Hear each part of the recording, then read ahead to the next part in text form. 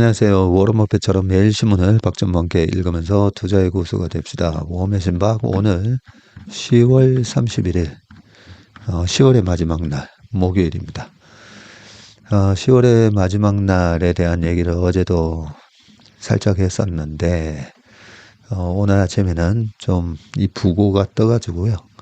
말씀을 드려야 될 것 같아서 잠깐만 말씀을 드리겠습니다. 우리 한스님이 어젯밤에 댓글로도 어떻게 미리 아시고 댓글을 달아주셨습니다. 슬픈 소식을 전해 들었습니다. 항상 따뜻하게 객관적 말씀해 주시던 김형렬 센터장님의 황망한 소식을 전해 들었습니다. 라고 하셨습니다.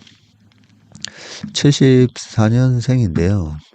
저희 업계에서 꽤 오래 있었고, 올 초에는, 김영렬 센터장의 24년도 전망에 대한, 자료를 가지고 3프로에 나오는데, 3프로 작가가 저한테도 연락이 와서, 같이 한번 토론을 해보시는 게 어떻겠습니까? 해서, 올해 1월 2일 아침 방송으로 나왔었던 것 같은데요. 1월 1일인가 1월 말인가.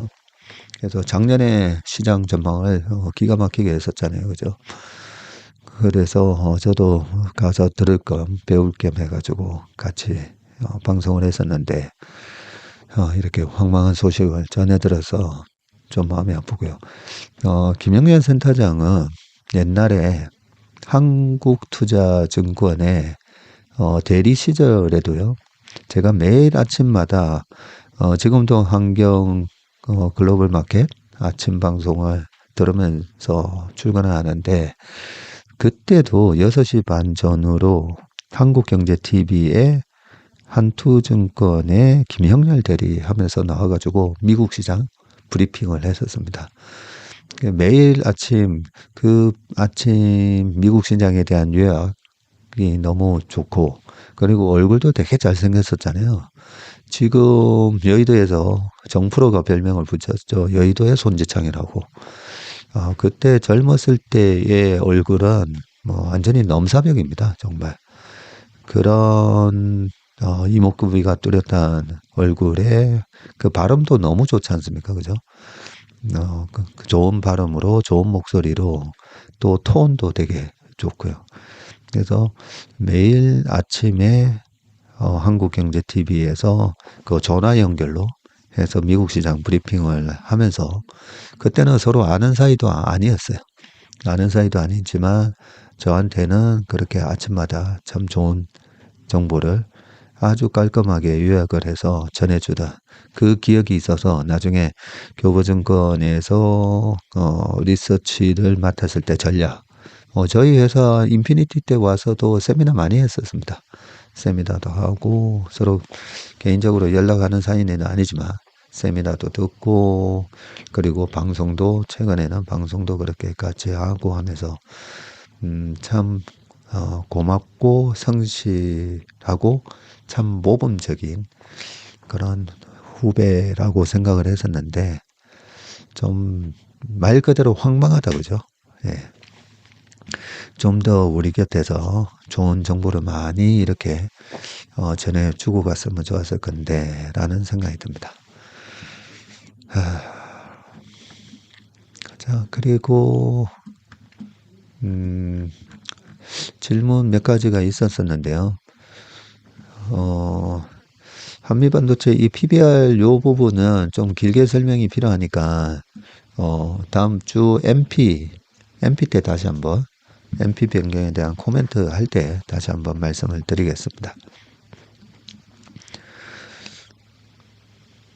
그리고 옛날에 현대위아가 직원들한테 액면가로 우리 사주를 배정을 해서 직원들 부자 만들어줬던 케이스도 말씀을 해주셨습니다.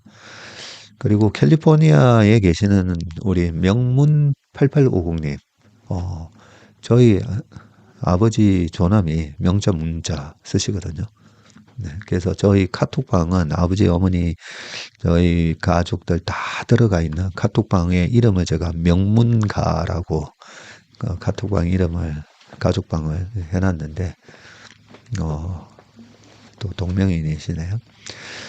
캘리포니아 여기는 밤 9시입니다. 그래서 그런지 그 느낌이 꼭 예전에 심야 라디오 방송 듣는 느낌이라고 하셨습니다. 차분하고 조용한 목소리가 DJ 느낌이라고 하셨는데 고맙습니다. 그리고 우리 메타인지님,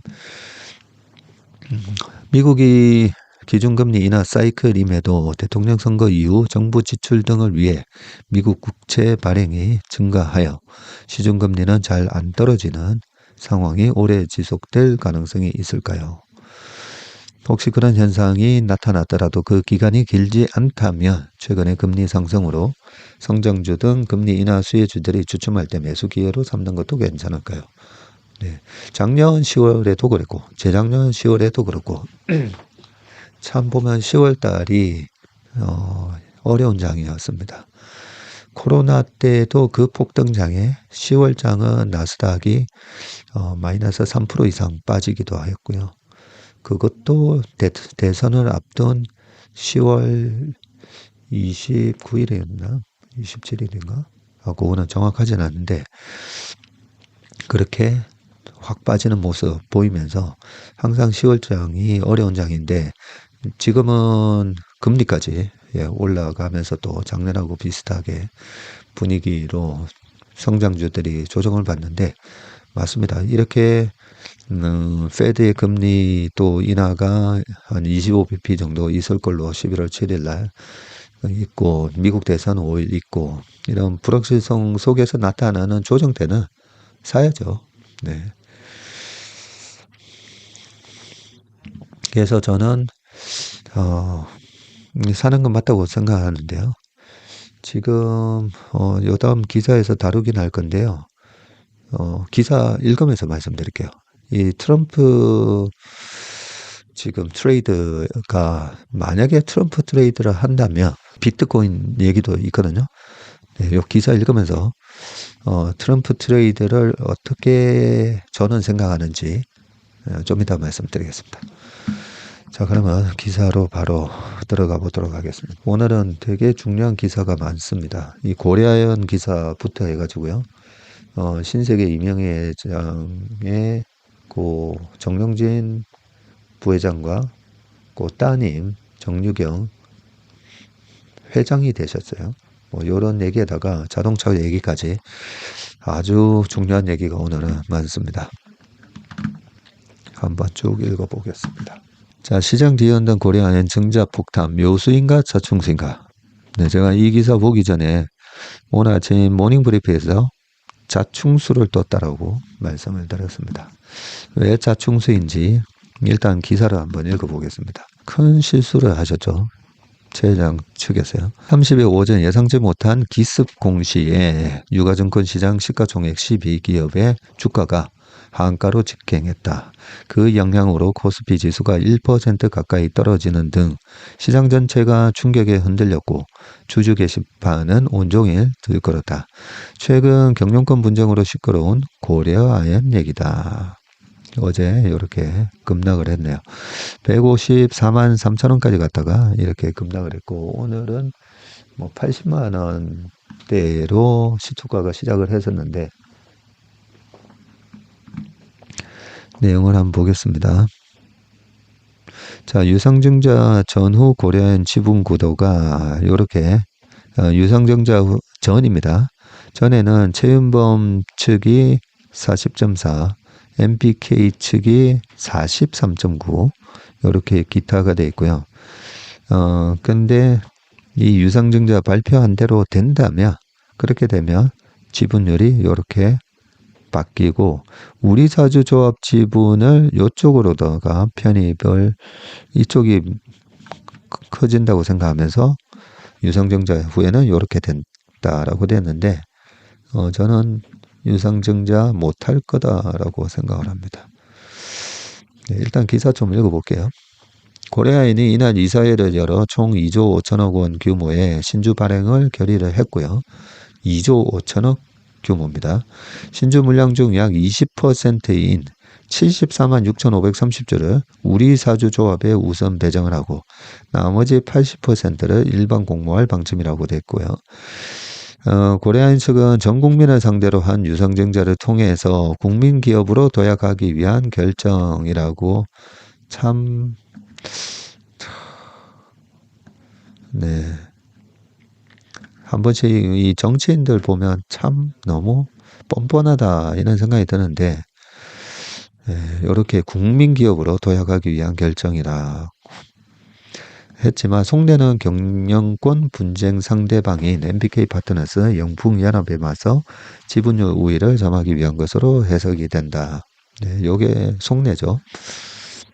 이번 증자가 성공하면 MBK연합의 의결권 지분율은 기존 43.9%에서 36.4%로 희석이 되고 최은봉 고려인 회장 측 우호 지분도 40.4%에서 33.5, 아까 위에서 표에서 봤고요. 그죠? 이번 증자가 상대편의 힘을 빼고 같은 편을 늘리기 위한 이중포석인 셈이다. 자, 하지만 시장에는 충격을 줬는데요. 67만 원의 신주 발행 가격을 놓고, 가격도 67만 원이에요. 150만 원 간 주식을, 유상증자를 67만 원에 한다고 또 해놨군요. 고려인 측은 이달 22일에서 24일 거래량과 거래 대금에 따른 기준주가 95만 6천 원에서 또 30% 할인율을 적용한 가격이라고 했지만 전날 종가가 154만 원인데 무려 57%나 낮은 가격이고 150만 원이 넘는 주식을 67만 원에 아무에게나 나눠주겠다니 기존 주주들은 황당할 수밖에 없는 대목이다. 고려아연 주가는 공시 직후 한가로 집행해서 108만 1,000원에 마감을 했습니다.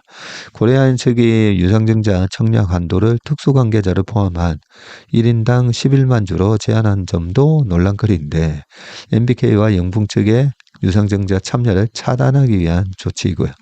시장에서는 최 회장 측의 말바꾸기로 시장을 교란한다는 목소리가 나오고 있고 앞서 공개 매수를 진행하면서 재무구조에 악영향을 끼치지 않는다고 밝혀놓고 7일 만에 재무구조를 개선해야 한다며 증자를 단행하는 것이기 때문이다.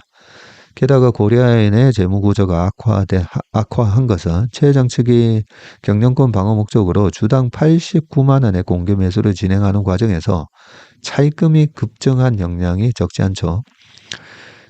고려아연 측은 89만 원의 자사주 매수를 단행하면서 지난 23일 2조 750억 원을 외부에서 조달을 했습니다. 앞서 주당 83만 원의 공개 매수를 마친 MBK연합으로부터 경영권을 지키기 위한 대항 공개 매수였고 최대 주주의 경영권 방어를 위해 나머지 주주에게 피해를 줬다는 비판을 비켜가기 힘들 것으로 예상이 됩니다. 일각에서는 이번 증자 결정이 최 회장 측의 자충수가 될지 모른다는 분석을 제기하고 있는데 주주들의 반발과 금감원의 개입으로 번진다면 최 회장 측 우군 이탈이 본격화할 가능성이 있었고요.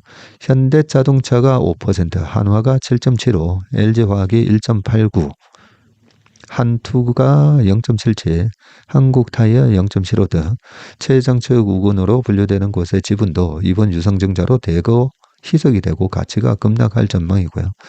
고려아연의 기타 비상임 이사인 현대차 관계자가 이날 이사회에 참석하지 않는 등 이상 신호가 감지되고 있다.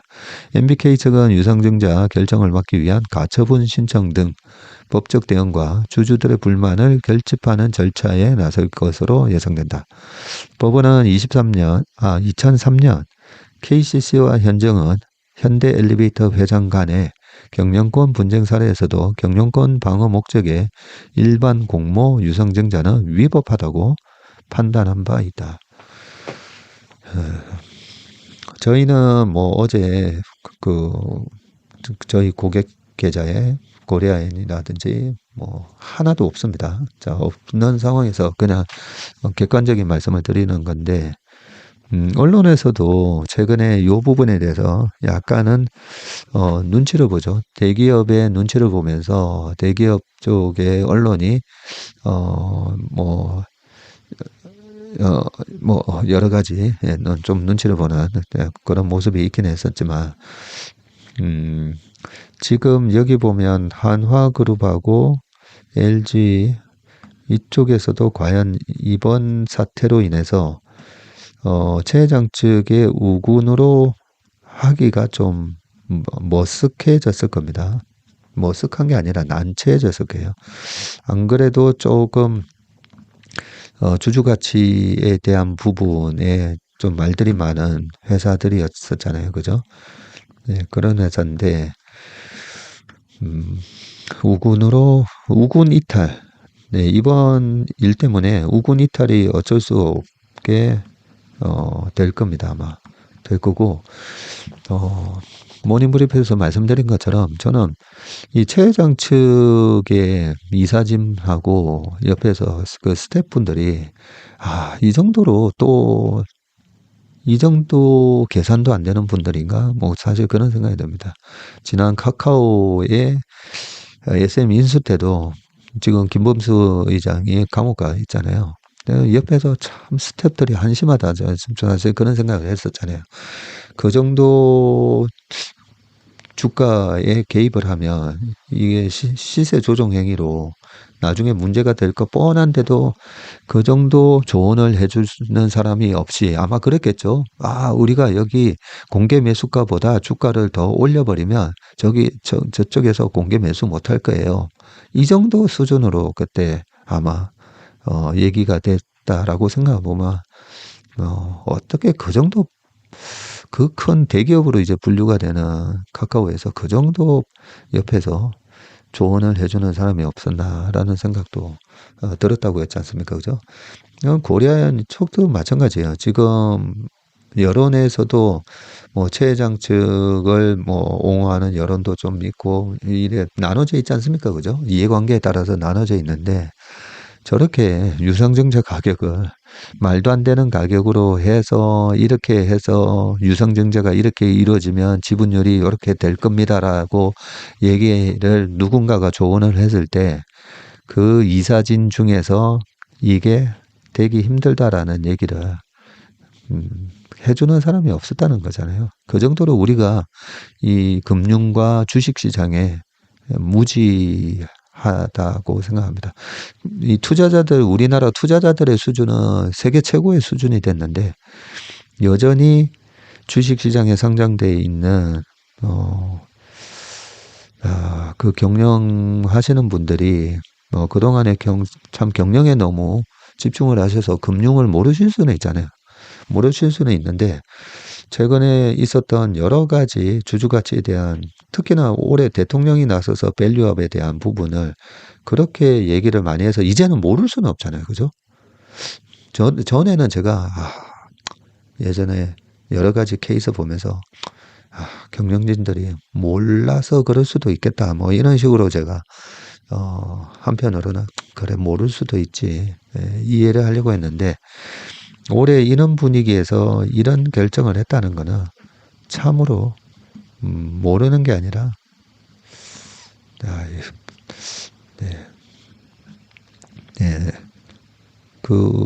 아무튼 요 부분은 엄청난 악수를 떴다라고 생각합니다. 나중에 아마 절차가 어떻게 되는지 아마 쭉 흘러가는 거 보시면 이번에 큰 악수를 떴고 완전히 자충수예요. 네. 자, 여기까지만 일단 하겠습니다. 자, 요 기사도 약간 이어지는 기사긴 한데 불신 커진 자본시장 금감원 칼배드나 금감원이 30일에 자본시장 현안 관련 기자간담회를 열고 고려아연 경영권 분쟁 등에 대한 입장을 밝힐 거고요. 지금 금감원장이 그 이복현 원장이잖아요. 이복현 원장이 72년생이시거든요. 제 굉장히 친한 후배에 굉장히 친한 친구더라고요. 근데 뭐 저는 전혀 모르는데 그냥 굉장히 친한 후배가 고등학교 때 되게 친한 친구였다고 얘기를 하긴 했습니다. 근데 이 금감원장도 최근에 얘기한 게 이 밸류업과 그 다음에 이 주주가치 훼손에 대해서 이복현 원장이 굉장히 예민하게 얘기를 그동안 해오셨잖아요. 그래서 이번 이 고려아연의 자충수가 이 금감원의 칼이 어디로 향할 건가? 안 봐도 뻔합니다. 금감원의 칼이 어디로 향할까가. 좀 일단 읽어볼게요. 양측의 과도한 경쟁으로 시장 변동성이 커지고 주주 피해가 우려되자 본격적인 개입에 나서는 게 아니냐는 분석이 나오는데, 자본시장 현황 관련 브리핑을 한다고 30일 발표했고, 고려아연의 이 경영권 분쟁, 두산그룹의 기업 구조 개편, 그리고 신한투자증권의 1350조로 파생상품 거래 손실 등에 대해 금감원의 입장과 점검 현안 등을 알리는 자리다. 오늘 열리네요. 오늘. 함용일 금감원 자본시장 회계 담당 부원장이 참석해서 각 사안을 설명할 예정이고요. 금감원은 그동안 고려아연 경영권 분쟁을 놓고 고려아연과 영풍, MPK 파트너스 양측의 공개 매수 과정에서 금감원은 이것만 보면 되죠. 일단 불공정 거래가 있었는지 일단 먼저 조사를 할 거고요. 양측이 서로 공개 매수를 방해했다며 금감원에 조사를 요청하는 진정서를 제출을 했기 때문이고, 양측의 충당부채와 투자 주식 손상 의혹 등 회계 처리와 관련한 심사도 벌이고 있는데, 금감원 관계자는 아직 조사 심사 과정 중이라 당장 결론을 낼 수 없으나 현재까지 파악한 각 사안의 대략적인 방향은 거론할 수 있을 것이라고 말을 했다라고 되어 있습니다. 자, 금감원에서는 이런 불공정 거래도 조사를 해야 되고요. 그 다음에 그 위에 있는 이제 금융위원회에서 금감원에다가 저런 걸 갖다가 의뢰를 하는 거거든요. 근데 금융위원회가 해야 될 부분은 바로 이겁니다. 이거 불신 꺼진 자본시장이잖아요. 이 부분에 있어서는 그동안에 금융위랑 금감원이 반성을 좀 하셔야 됩니다. 이거 뭐 저 같은 사람은 이런 얘기를 하면 안 되는데, 근데 반성하셔야 돼요. 그 자본시장에 그 미국의 SEC가 가장 강력한, 거기는 체포 권한도 있거든요. 왜 그렇게 강력한 힘을 가졌냐면 이것 때문이에요. 자본시장에 불신이 커지면 아무것도 안 되는 겁니다. 그 투자자들이 내가 투자하는 기업에 대해서 믿고, 그리고 이 주식시장이 불공정한 거래가 되지 않고 있고, 그리고 내부자 정보를 이용했다든지, 소위 말해서 질서를 파괴하는 그런 사람들이 없는 상황에서 공정하게 거래되는 시장이다라는 그 믿음을 줘야 되거든요. 근데 그 믿음에 그동안에 일부 기업들이 주주들의 뒤통수를 치는 일을 했기 때문에 왜 그럴까 봤더니 상법에 문제가 있었던 거죠. 그래서 상법 개정을 외쳤던 거고, 지금 금감원장이 이 상법 개정에서 주주가치 부분을 넣어야 된다라고 강조를 하고 계시기 때문에 여러 가지 좀 압력이 있을 거예요. 네. 기업 측에서 그거 넣으면 안 된다 하지만 워낙 이복현 원장이 소신 있게 지금 저거 하고 있기 때문에 반드시 이번에는 관철시켜야 된다는 생각을 하고 있고요.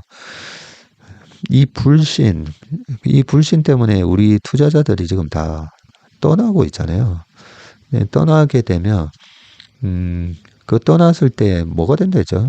지금 하나은행, KB은행, 그 다음에 KTNG 등 정부의 컨트롤에 영향을 좀 받는 기업들이 이 밸류업에 적극적으로 나서면서 그 기업들의 50%에서 한 80%까지 다 외국인 주주들이 그런 밸류업에 따르는 기업의 가치 상승을 이 외국 투자가들이 다 먹게 되는 거거든요, 결국은.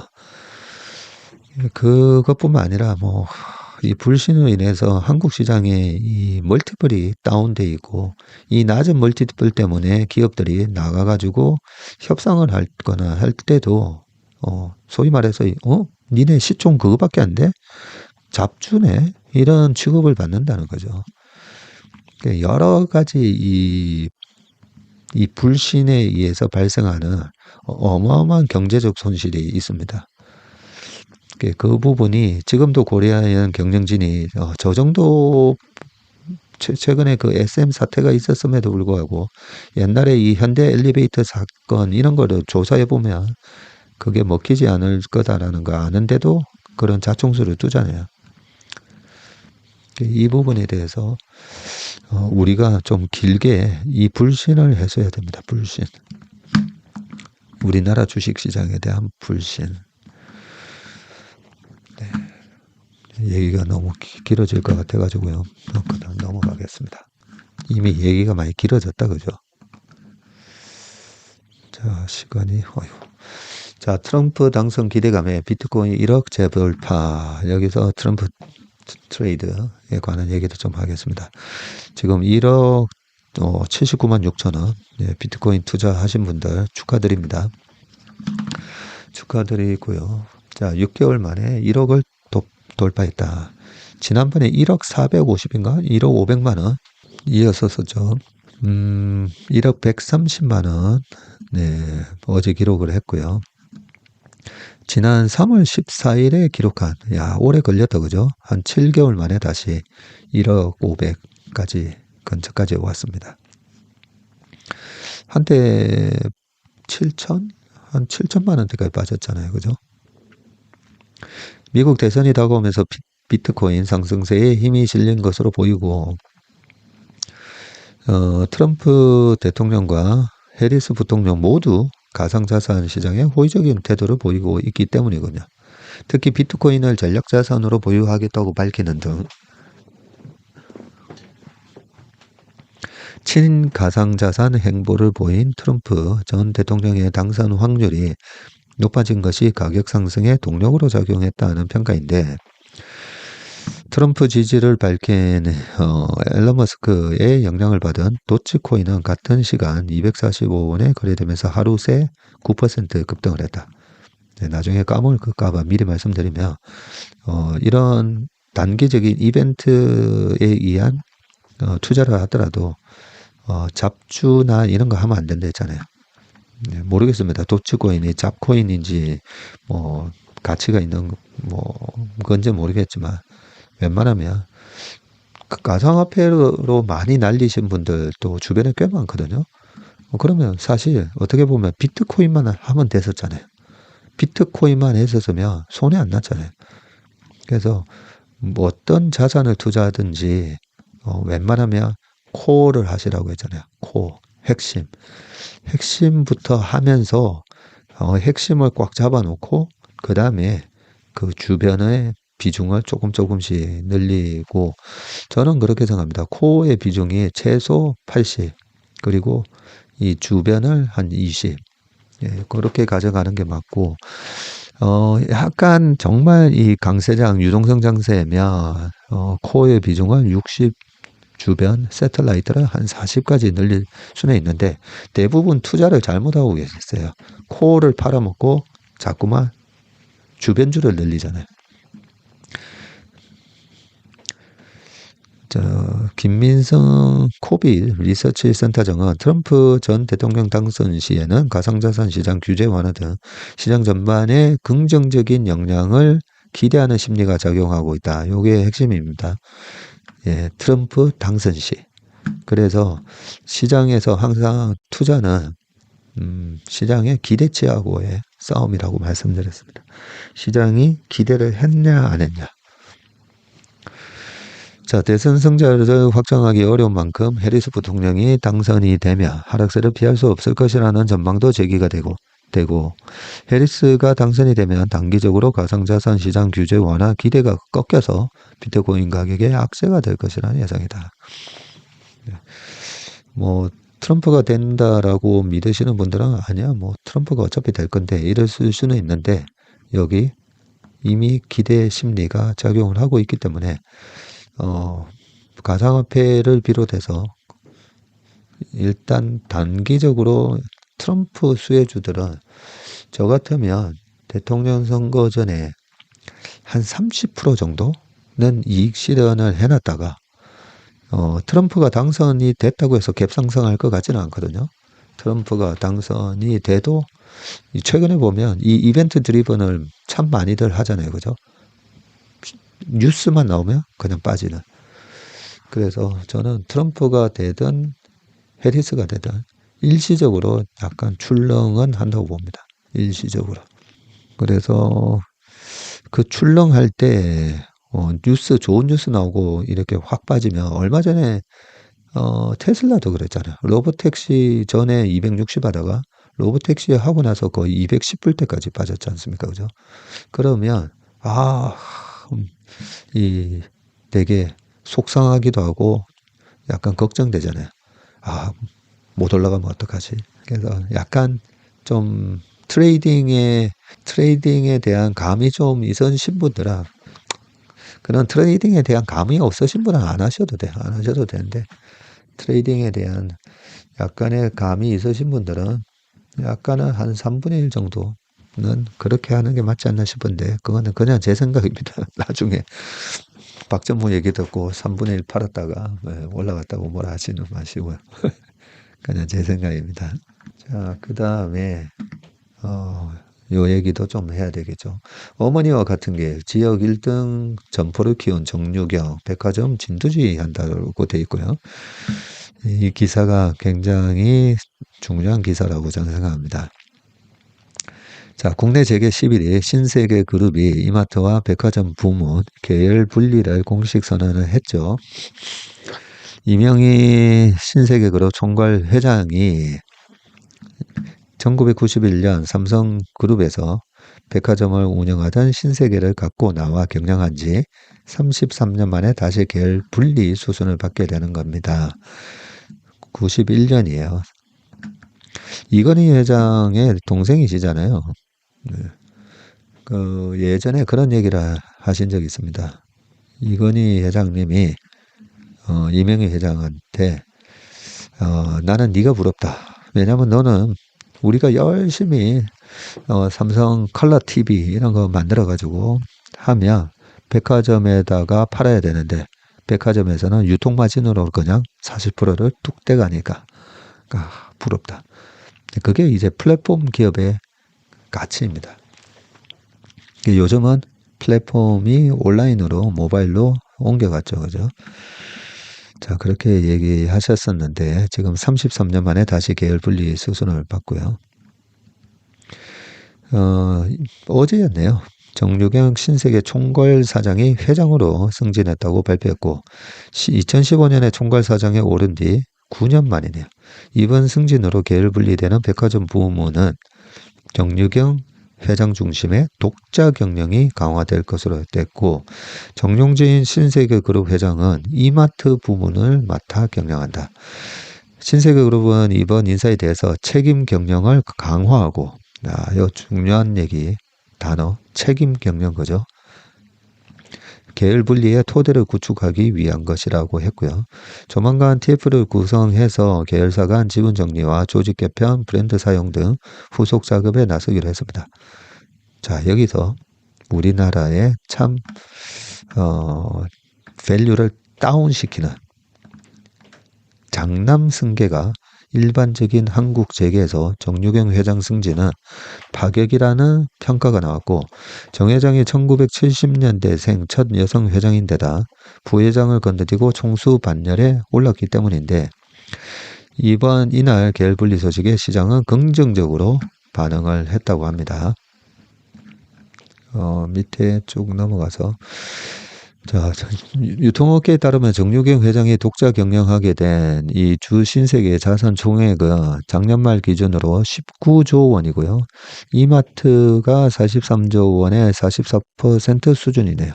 재계 순위 27위 쿠팡이 17조 원을 다소 up돌아 26위가 된다. 쿠팡이 지금 17조까지 떨어졌어요. 예전에 100조 상장되고 100조 됐을 때 이렇게 편리한 플랫폼을 만들고 미국에 상장해가지고 자금 조달해 와가지고 해외 자금을 많이 조달해 와서 한국에다가 이런 큰 일자리 만들어준 그 김범석 의장님한테는 감사하지만 이 가격에 저는 주식은 안 삽니다. 라고 매경 자이언티랑 몇 개 방송 나가서 얘기한 적은 있었는데 시점이 많이 빠졌네요. 17조. 신세계는 신세계그룹 백화점 부문의 지주세 역할을 하고 있고요. 신세계 백화점을 운영하면서 면세점을 하는 신세계 DF와 신세계 인터내셔널, 수입 브랜드 몇 개 있습니다. 기억은 안 나지만. 그리고 신세계 까사, 아, 까사미안가를 신세계가 인수했나요? 기억이 잘 안 나네. 그리고 신세계 라이브 쇼핑, 티커머스 등을 자회사로 거느리고 있습니다. 정 회장은 현재 신세계 지분 18.56%를 보유한 최대 주주이고요. 향후 이 총괄 회장이 보유한 주 신세계 지분 10%를 넘겨받으며 지분율은 28.56%까지 높아진다. 이명희 회장님 지분이다, 그죠? 정 회장의 파격 승진은 그동안의 경영 성과에서 평가가 비롯됐다는 평가가 많고요. 신세계백화점 2015년에 총괄사장에 본격적으로 오른 뒤에 본격적으로 신세계백화점의 지역 1번지 전략을 주도했고요. 백화점 점포가 13곳으로 경쟁사인 롯데백화점 31개, 현대백화점 16개보다는 적지만 압도적 규모의 지역별 점포와 명품 브랜드 유치로 경쟁력을 키웠습니다. 이 전략이 적중을 했고 신세계 강남점은 2017년 롯데백화점 본점을 제치고 국내 매출 1위 백화점이 됐군요. 신세계 강남점이. 신세계 강남점은 제가 그 반포에서 축구를 하기 때문에 어쩌다가 축구하다가 간 적은 없지만 가끔 한 번씩 들러보면 사람이 엄청나게 많더라고요. 엄청나게 많은 걸 볼 수가 있는데 1위가 됐군요.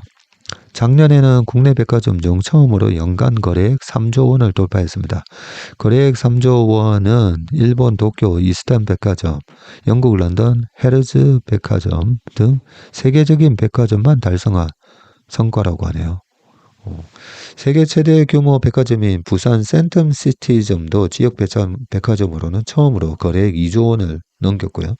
2021년 문을 연 대전점 역시 이 지역의 터줏대감이었던 갤러리아 타임월드를 제치고 중부권 최대 백화점으로 올라섰습니다. 각 지역에서 경쟁사를 압도하면서 2016년 약 2조 9천억 원에 불과하던 주 신세계 매출은 지난해 6조 3천억 원으로 2배 이상 늘었네요. 전략적 치밀함은 모친에게 배웠다라고 돼 있는데 정 회장의 미적 감각도 한몫을 했는데 1972년생이네요. 그는 예원학교, 서울예고, 이화여대 미대를 거쳐서 미국의 로드아일랜드의 디자인 스쿨을 나왔군요.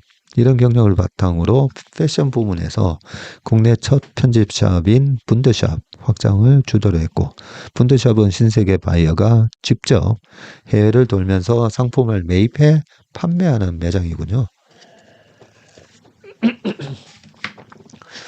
패션 브랜드의 매장을 내주고 매출 일부를 수수료로 받는 기존 백화점 사업 모델과 다르다. 비슷한 브랜드와 상품을 판매하는 백화점 업계에서 신세계 백화점이 차별화할 수 있었던 것도 이 분더샵의 역할이 크다. 신세계 백화점 곳곳에 미술 작품이 많은 것도 정 회장의 경영 방침과 관련이 있는데 백화점을 단순한 쇼핑 공간이 아니라 문화예술 공간으로 업그레이드했다. 이 차이가 있군요. 우리가 사실 이제는 온라인으로 다 물건 구매를 하기 때문에 왜 그렇게 백화점에 사람이 많을까? 바글바글한 신세계 강남 백화점을 생각해 보면 이제는 거기 가면 약간 이런 문화예술 공간에 이렇게 온 그런 느낌을 받군요. 정 회장은 품성과 경영 스타일에서 어머니를 꼭 빼닮았고 좀처럼 공식 석상에 나서지 않아 잘 알려지지 않았지만 전략적 치밀함도 경영자인 모친에게 배운 덕목이라고 했습니다. 신세계그룹은 정 회장 승진과 함께 계열 분리를 공식 발표했고 고 이병철 회장의 막내딸인 이 총괄 회장이 신세계백화점을 물려받아 경영한 것처럼 딸에게 그룹의 핵심 사업을 물려줘 완전한 독자 경영에 힘을 실어준 것이다. 신세계그룹은 당초 2020년 무렵 계열 분리를 공식화할 계획이었고 코로나와 이커머스 업체의 급성장으로 본업인 오프라인 유통업의 실적이 악화되자 발표를 미룬 것으로 알려졌다. 저는 이 우리나라 재벌 경영 체제를 반대하지는 않습니다. 이 DNA라는 게 있잖아요. 그래서 엄마를 쏙 닮았다. 이건희 회장님도 이병철 회장님의 그런 DNA를 또 물려받을 수도 있고, 그런데 저도 이제 아들, 딸이 있지만, 이 DNA가, 다릅니다.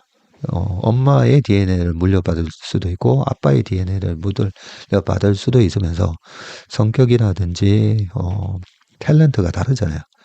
그래서, 기업의 가치를 극대화하기 위해서, 주주의 가치를 극대화하기 위해서는, 그런, 탤런트를 갖고 이런 DNA를 물려받은 사람이 해야 되고요. 그게 남자든 여자든.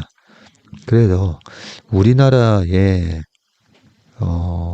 장자승계 문화 있잖아요. 이게 제가 둘째라서 그런 얘기 하는 거 아닙니다. 네.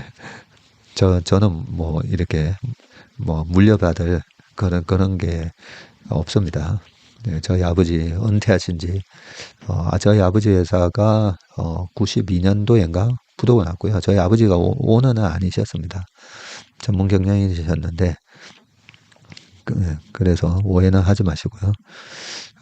근데 이 장자승계 문화로 뭐 기업의 총수가 계속 이렇게, 아들이 해야 되고, 이런 부분은 우리가 빨리 탈피를 해야 됩니다. 제가 미국에서 공부를 하면서, 다른 거는 우리나라 대학에서 다 가르치는 수준이 되게 높습니다. 우리나라 대학 교수님들의 수준이 높기 때문에. 근데 미국 대학에 들어갔을 때, 대학원에서 그 value라는 클래스에서 이 discrimination이라든지 이런 거 있잖아요. race에 대한, 아니면 성에 대한, 성차별, 한마디로 이제, 그러니까 차별. 이 차별이 얼마나 이 우리 사회에, 생산성이잖아요. 효율성을 엄청나게 저하시킵니다. 그래서, 그 능력이 뛰어난 사람이 해야 되잖아요. 그 분야에 적재적소 돼야 되는데, 저 사람이 백인이기 때문에, 저 사람이 한국 사람이기 때문에, 저 사람이, 나랑 고향이 같기 때문에, 저 사람이 나랑 학교가 같기 때문에, 네, 이런 것들이, 하나의 우리가 속해 있는 이 공동체나 사회에 그 효율성을 떨어뜨리게 되거든요. 네, 그래서 아마 이명희 회장님이 그동안에 여러 가지 좀 지난번에 화가 나셨다라는 그런 기사를 올 봄에 본 적이 있었잖아요. 네, 거기에 파격적인 인사조치를 하신 게 아닌가라는 생각이 듭니다. 자, 자동차 한번 보겠습니다. 유럽에서 중국에 45.3% 관세 폭탄을 했고요. 반사이익은 현대차, 친환경차, 엑셀이라고 되어 있습니다. 현대차그룹이 유로7 시행 시점인 2026년 11월보다 1년 앞선 내년 하반기에 이 기준을 충족하는 차량을 내놓기로 한 데는 다 이유가 있는데, 내년이 유럽 시장을 파고들 가장 좋은 시점이라고 봤고요. 폭스바겐 등 유럽 메이커들은 최근 몇 년간 발빠르게 성장한 중국 전기차로 인해서 지금 경쟁력을 잃은 상황인데요. EU가 29일 날 중국 전기차에 대해서 관세율을 10에서 또 45.3%로 끌어올리기로 하면서 향후 중국 전기차 점유율이 대폭 떨어질 가능성이 높기 때문에 이렇게 생긴 빈틈을 잡기 위해서 선제적으로 유로7 기준을 충족하는 차량을 내놓기로 딱 했네요. 자, 밑에 지금 유럽 자동차 시장 점유율이 나옵니다. 올해 9월까지고요. 폭스바겐 그룹이 23년하고 요 24년인데 차이가 납니다. 25.9, 26 해서 26% 1등이고요. 그 밑에 스텔란티스가 17에서 지금 15.9가 됐고요. 세 번째는 르노 그룹입니다. 9.6에서 9.6 똑같은데 현대차 그룹이 8.8에서 8.4 올해 소폭 떨어졌는데, 도요타 그룹이 또 7.7까지 올랐네. 야, 그래도 우리가 유럽에서 도요타를 제치고 이렇게 4등을 하고 있다는 게 참 대단하다, 그죠? 아마 하이브리드 차 열풍 때문에 도요타가 또 올라왔나 싶긴 한데, 유럽 9월 판매량 뭐 나오고 해서 다음 달 4일부터 유럽 7 규정을 맞춘 SUV 코나의 내연기관 모델과 하이브리드 모델 시제품을 조립을 하게 되고 내년 5, 6월 개발을 끝마친 뒤에 내년 11월에 양상에 들어가기로 돼 있다라고 돼 있습니다. 자, 혼돈의 유럽 자동차 시장은 역시 중국 전기차의 공습 때문이고요. 중국 자동차의 유럽 전기차 시장 점유율이 무지무지합니다. 무시무시. 20년에 2.9%였다가 지난해 21.7%. 5대 중에 한 대가 중국 전기차가 돼버렸으니까 엄청난 타격을 입었고요. 그래서 폭스바겐이 독일 내 공장 3곳을 폐쇄하고 임금 10% 삭감도 하고 뭐 이러고 있습니다. 중국 전기차는 1년마다 신차를 내놓고 있는데 유럽차는 신차 개발에 지금 4년이나 걸리는 등 기술 혁신 경쟁에서 또 뒤처진다는 평가도 나오고 있습니다. 유럽이 중국산 전기차에 이렇게 45.3% 관세를 부과하기로 한 이유가 여기에 있는데, 쭉 블라블라. 네. 아무튼 이런 속에 또, 현대차가 그 틈을 비집고 들어가서 큰 수혜를 봤으면 좋겠습니다.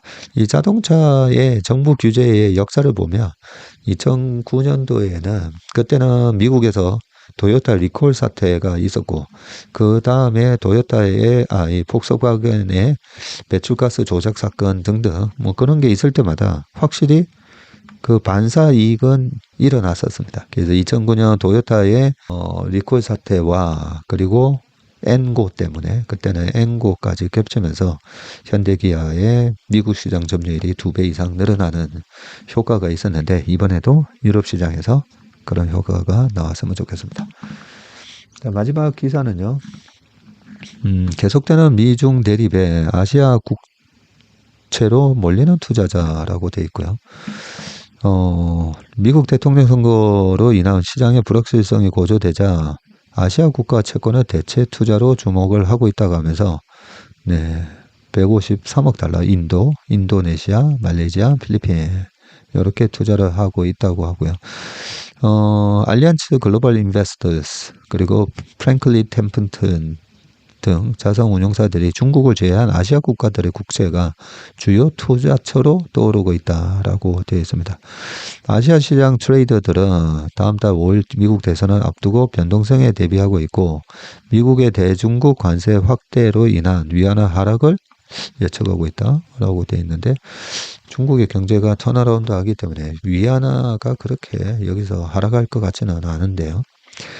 자, 한국과 인도 국채가 내년부터 또 각각 세계 3대 국제지수인 이 FTSE의 러셀 세계 국채지수와 신흥시장 국채지수에 포함되면 이들 국채로 또 자금 유입이 늘어날 수도 있기 때문이고 미국이 추후 중국이나 멕시코와 무역 전쟁을 시작할 경우 이는 실제로 인도에 이룰 수가 있는 거죠. 프랭클리 템플턴 전략가는 인도네시아 국채를 추천하면서 안정적인 물가 상승률과 프라보워 수비안토 신임 대통령의 긍정적인 영향을 또 강조를 했고요. 수비안토 대통령이 20일 취임 연설에서 인도네시아 경제 성장률을 5%에서 8%로 끌어올리겠다는 목표를 또 밝혔다고 합니다. 글로벌하게 위기가 온다면 이 아시아 채권 안 사죠. 이런 부분은 유동성이 풍부하고 그리고 단기적인 이 미국 시장에 대한 선거에 대한 변동성은 있지만 크게 하드랜딩에 대한 리스크는 없다라는 걸 반증하는 그런 기사라고 생각합니다. 오늘 웜의 신박은 여기까지 하겠습니다. 오늘도 행복하고 건강한 하루 되시길 바라겠습니다. 고맙습니다.